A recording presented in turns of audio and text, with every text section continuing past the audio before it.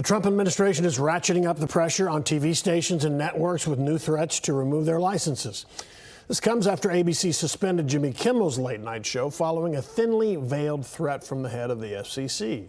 The president would like to see more shows go, and Fox 4's Casey Stegall is in the newsroom tonight with more. Casey. Hey, Steve, good evening. A war between the White House and American media companies over what is considered free speech, and it has taken center stage. The FCC chair is now threatening to revoke broadcast licenses if companies are not serving public interests, something Texas Senator Ted Cruz is calling out.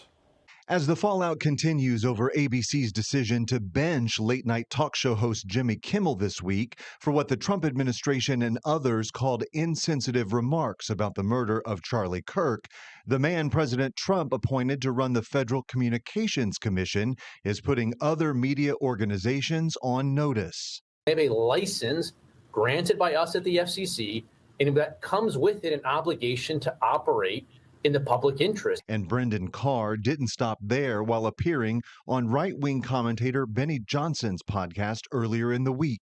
I mean, look, we can do this the easy way or the hard way. That comment set the internet on fire, so Senator Ted Cruz waded into the fight Friday. What he said there is dangerous as hell. Cruz linked it to the mob. He threatens it.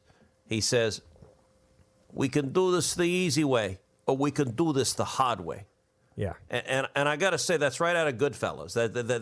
That's right out of a mafioso coming into a bar going, nice bar you have here. It'd be a shame if something happened to it. That's right, Goodfellas. You know, we always called each other Goodfellas. Like you'd say to somebody, you're going to like this guy. A 1990 flick starring Ray Liotta, Robert De Niro, and Joe Pesci based on the real-life story of a kid who rises through the ranks of the mafia. But constitutional lawyer David Cole doesn't find any of it amusing. I'm very disappointed by it.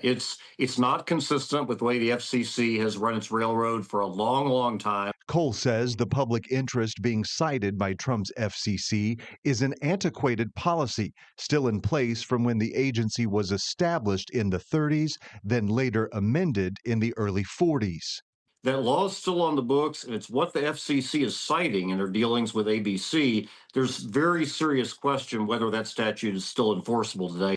He believes Congress may eventually have to step in. There's never been a person that's had more unfair publicity than me. As President Trump doubles down, telling reporters a TV network's license should maybe be taken away if they only give him bad press.